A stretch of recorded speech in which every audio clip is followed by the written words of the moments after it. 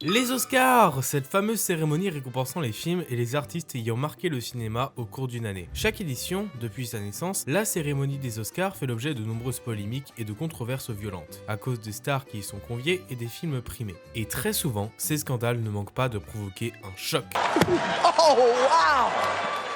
Cette année encore, la présence d'un certain film à cette prestigieuse cérémonie enrage de nombreuses personnes. Le cinéma français a eu le plaisir de voir beaucoup de ses productions envisagées pour prétendre à une statuette dorée. Et quel film! Le Comte de Monte Cristo, L'amour ouf, Flow, The Substance, et malgré toutes ces excellentes propositions, c'est Emilia Pérez de Jacques Audiard qui a été primée, remportant 2 statuettes. Emilia Pérez, je voulais en parler depuis longtemps, car ce film ne fait que accumuler les controverses depuis sa sortie en août 2024. Et je pense que la saison des Oscars m'en a offert l'opportunité parfaite. Je ne vais pas seulement pouvoir revenir sur les différents scandales qui ont entouré le film, mais aussi vous expliquer en quoi il est problématique, et représente les tares qui minent les Oscars et en font une arnaque à contourner à tout prix pour tout cinéphile qui se respecte. Mais je me doute que vous ne connaissez pas tous forcément Emilia Pérez, c'est pourquoi je vais vous en faire une présentation. Emilia Pérez, c'est le dernier bébé de Jacques Audiard, qui, avant que vous me posiez la question, est le fils du légendaire Michel Audiard, dialoguiste de renom ayant fait les films les plus célèbres du cinéma français, comme Les Tontons Flingueurs ou Un singe en hiver. La célébrité de son père a bien aidé le petit Jacques à se hisser au sommet du cinéma français, en dépit de ses productions assez insupportables. Emilia Pérez, c'est l'histoire d'une avocate surdouée et sous-exploitée, Rita, qui voit son quotidien morne être interrompu le jour où elle est enlevée par un dangereux chef de cartel mexicain, qui souhaite employer ses talents pour l'aider à changer de sexe, d'identité et de vie. Rita réussit sa tâche à merveille et c'est ainsi que le monde connaîtra maintenant Emilia Pérez, une femme brillante qui illuminera l'humanité par ses bonnes actions. Alors, Audiard est parti visiter le Mexique à la recherche de décors pour son film, mais il s'est vite rendu compte que ce pays ne correspondait pas à son image. Il a donc décidé de rapatrier tout le tournage en France, dans les alentours de Paris. Il est à noter que personne sur le tournage ne parlait couramment espagnol. Ceux qui maîtrisaient mieux la langue n'en avaient que de vagues notions, ce qui explique pourquoi l'espagnol dans ce film sonne si faux. Les dialogues ont été écrits avec Google Traduction. D'ailleurs, Audiard a exposé une méconnaissance et un mépris total des pays hispanophones, en affirmant en interview que l'espagnol était une langue de pays émergents, modestes, de gens pauvres et de migrants. Quand je vous ai dit que le film a enchaîné les polémiques depuis sa sortie l'année dernière à un rythme industriel, ce n'était pas une exagération. En janvier, des tweets racistes de l'actrice Carla Sofia Gascon, qui joue Emilia Pérez, visant les Chinois pendant le rhume 19, ont été déterrés. Très ironique de sa part. Les Mexicains ont aussi détesté le film pour la représentation caricaturale et superficielle de leur pays, faite dans ce film. Ce qui a poussé un groupe à faire cette parodie du film ayant beaucoup tourné sur les réseaux. Ce petit clip qui représente la France avec le même mépris qu'Emilia Pérez est ironiquement meilleur que le film. Le réalisateur italien Luca Guadagnino a quitté la salle quand Emilia Pérez a été primée aux Golden Globes. Tout le monde a détesté le film, sauf les jurys des cérémonies de remise de prix, curieusement. Mais alors, c'est quoi le problème du film? Ou, en l'occurrence, la myriade de défauts dont il est troué. Car je vais vous le dire très franchement, Emilia Pérez est de très loin le pire film dont j'ai jamais parlé dans une vidéo, et que je vais vraiment devoir me faire du mal pour aborder en seulement 5 minutes tous ses défauts.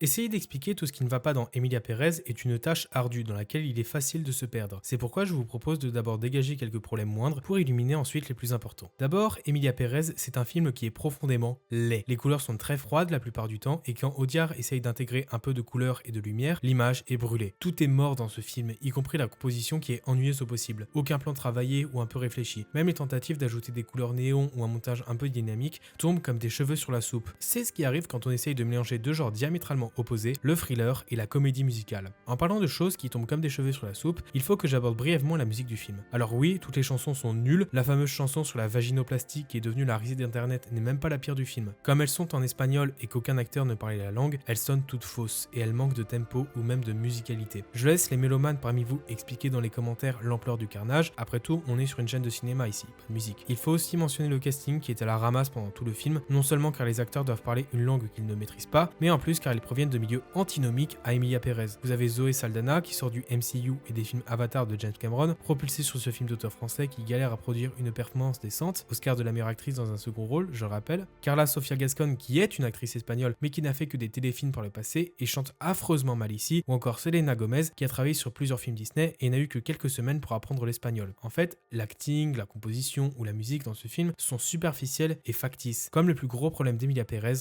sont écriture. Tous les personnages du film ne sont que des coquilles vides qui se limitent à leur présentation. Rita, par exemple, qui est une avocate névrosée frustrée par sa carrière sans passion, ne deviendra jamais rien de plus au cours du film. C'est le personnage par lequel nous sommes introduits à l'univers du film et elle s'efface pour ne plus rien faire de notable après la transition d'Emilia. Et en parlant d'elle, Emilia est un personnage catastrophique. Audiard veut vraiment que vous croyez que c'est un personnage biblique, à l'instar du Christ, qui transcende les gens par ses miracles et la grandeur de son âme. Mais elle ne l'est pas du tout. Certes, elle fonde une ONG pour aider les familles ayant perdu des membres à cause des cartels dont elle faisait partie, mais ça ne change rien au fait qu'elle a commis des atrocités comme des meurtres, des kidnappings, du trafic de drogue, de la torture, ou encore qu'elle a abandonné sa famille, simulé sa mort et laissé ses proches dans le deuil, avant de revenir comme une fleur, renouer des liens avec eux sous une nouvelle identité. Elle se cache pendant tout le film, n'assume jamais son passé criminel, qui ne revient à elle que quand un archétype de gros méchant mafieux vient s'en prendre à elle. C'est une menteuse qui n'assume pas ses crimes, et le film veut que vous l'admiriez. Elle passe d'un chef de cartel impitoyable et cruel à une femme douce et vertueuse. Son côté violent ne ressort qu'à un seul moment du film, quand elle se dispute avec son ex-femme au sujet de leurs enfants. La querelle intestine entre la douce Emilia et le criminel violent aurait dû être au centre du film et aurait pu donner un scénario prenant et intéressant. Être confronté à son ancien soi, c'est quelque chose que l'on vit souvent quand on change de vie, pas seulement les personnes transgenres. Et si Emilia Pérez parlait de la rédemption du personnage éponyme, au lieu d'essayer d'en faire un personnage angélique qu'elle n'est clairement pas, il aurait été meilleur. Et puisque c'est aussi un film engagé pour la cause transgenre, il aurait montré que ces personnes sont des gens normaux, qui font face à des problèmes normaux. Ce qui est nécessaire à notre époque où les personnes transgenres sont encore marginalisées et persécutées. Mais le film fait croire que la transition débarrasse une personne de toute cette art morale, comme par magie. Et le fait que j'ai plus entendu parler du brouhaha politique qu'a suscité Emilia Pérez dans le monde que du film en lui-même, et que Audiard n'a ouvertement fait aucune recherche sur le Mexique ni sur la transidentité, m'amène à la conclusion suivante. Emilia Pérez n'est que le produit de personnes qui veulent se faire passer pour des défenseurs de la gauche transgenre sans vraiment en être. Leur film n'a aucune substance car le film ne compte pas. Ils avaient juste besoin de dire qu'ils l'avaient fait.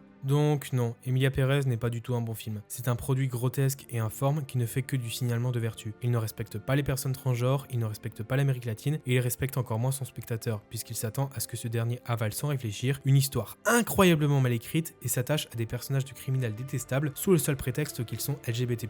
C'est comme Eluva Boss. Alors, il vaut mieux ne pas donner d'attention à Emilia Pérez. C'est un produit racoleur et trop ancré dans son époque pour que l'on s'en souvienne dans 10 ans. Respectez-vous et allez plutôt regarder The Blues Brothers, un classique du genre fun et décomplexé sur l'aventure de deux frères en quête divine, The Rocky Horror Picture Show, un film unique dans l'histoire du cinéma pour ses personnages excentriques et décalés, ou encore Dancer in the Dark, qui prouve qu'il est parfaitement possible de faire une comédie musicale sur un sujet très grave et d'aboutir quand même à un excellent résultat. En bref, allez découvrir des vraies comédies musicales qui n'ont pas peur d'avoir une identité propre et ne s'écrasent pas devant un jury périmé pour une stupide statuette dorée. C'est absolument scandaleux de voir toutes ces cérémonies acclamer Audiard comme s'il avait inventé un vaccin contre le cancer, alors que son film est une purge infâme qui crache au visage de tous ces sujets. Mais alors, pourquoi cet engouement de leur part ? Eh bien, pour la simple et bonne raison que les Oscars n'ont aucune valeur. Les Oscars sont l'une des choses les plus célèbres du cinéma. Ils sont même une partie intrinsèque de la culture populaire et de l'imaginaire collectif. Pourtant, on peut se demander quelle légitimité ils ont pour décider quel est le meilleur film d'une année, en sachant qu'il y a entre 12 et 20 films qui sortent par semaine rien qu'en France. Comment un comité de gens de la profession arrive à trouver le temps d'arpenter les cinémas de quartier les plus reculés pour trouver la perle rare à encenser ? Eh bien, c'est simple. Ils ne le font pas. Un film ne reçoit jamais un Oscar pour sa qualité, mais seulement par copinage entre ses producteurs et le jury. Et dites-vous qu'il y a de gros producteurs de cinéma qui sont prêts à payer très cher pour recevoir un Oscar pour l'intérêt financier énorme qu'il représente. C'est pour ça d'ailleurs que l'Oscar du meilleur film revient souvent à un Warner et que celui du meilleur film d'animation est presque toujours attribué à un Disney ou une de leurs filiales comme Pixar. Alors qu'il y a objectivement bien mieux qu'eux à notre époque, on leur donne un trône factice car ce sont ceux qui payent le plus cher. Un autre moyen de s'attirer un Oscar est d'adopter aussi certains codes bien précis que le jury a tendance à privilégier. C'est ainsi qu'est né l'un des genres les plus tristes du cinéma,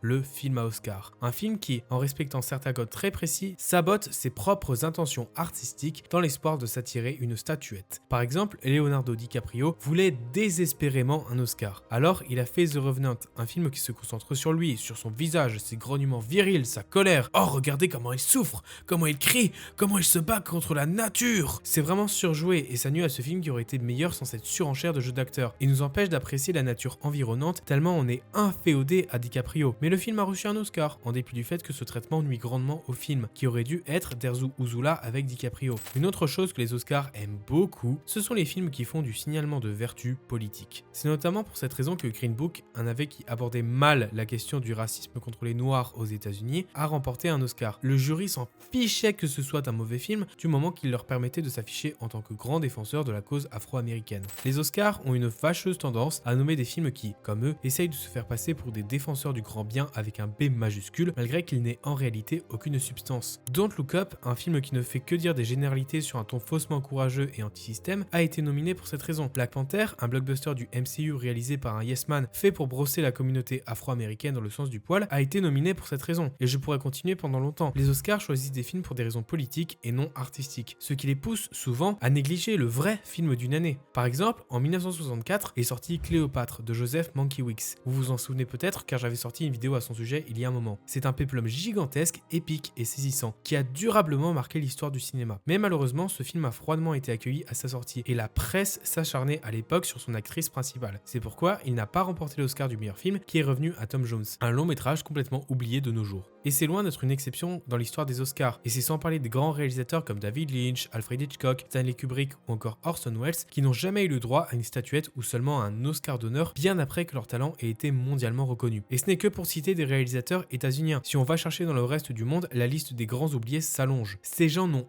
aucune légitimité pour parler de cinéma. Seule la postérité décide quels sont les films dont il faudra se souvenir. Je dis ça des Oscars, mais ce que je viens d'expliquer est également valable pour les Césars, les Golden Globes, qui ont également couvert Emilia Pérez de récompenses imméritées et toute autre cérémonie de récompense du cinéma. Elles n'ont aucune valeur pour déterminer la qualité d'un film. Elles ne sont que des outils de publicité visant à entretenir un entre-soi bourgeois et à promouvoir des produits cinématographiques. Et il y a tellement de problèmes avec ces cérémonies que je n'ai malheureusement que le temps de survoler ici, comme le fait que les films d'animation soient traités avec une condescendance abjecte ou que ces cérémonies servent souvent de couverture à beaucoup de prédateurs sexuels. Et les Oscars, en primant Emilia Pérez, ont révélé pour une énième fois leur vrai visage répugnant. C'est une cérémonie entretenue par une oligarchie de vieillards croulants et égocentriques qui se fantasment une image de grands chevaliers de la vertu depuis leur tour d'ivoire où ils fantasment sur le monde sans jamais y aller. En primant Emilia Pérez, ils montrent qu'ils s'intéressent plus au sujet qu'un film aborde plutôt qu'à sa qualité. Emilia Pérez correspondait en tout point au code du film à Oscar que je vous ai précédemment décrit. Ce long métrage est un ratage complet. Il n'a aucune structure et ne souhaite rien dire ni raconter. Ce n'est que du signalement de vertu. Un film moulé pour plaire à cette caste narcissique et déconnectée du réel. Il montre l'aboutissement monstrueux de la formule du film à Oscar. Une œuvre qui ne raconte rien et ne fait que se regarder le nombril. Voilà ce qu'entraînent les Oscars. Des films tellement copiés les uns sur les autres qu'ils en deviennent consanguins. En cannibalisant la recette du film à Oscar, les blockbusters privilégient le profit à court terme au détriment de l'innovation et de la création artistique. Et c'est ainsi qu'Hollywood, le champion mondial du cinéma, n'a fait que régresser avec l'influence des Oscars et des gros studios ayant trop de pouvoir sur le milieu. C'est pitoyable de voir les blockbusters essayer de singer les films à Oscar pour essayer d'en avoir un. Et je plains Jacques Audiard qui,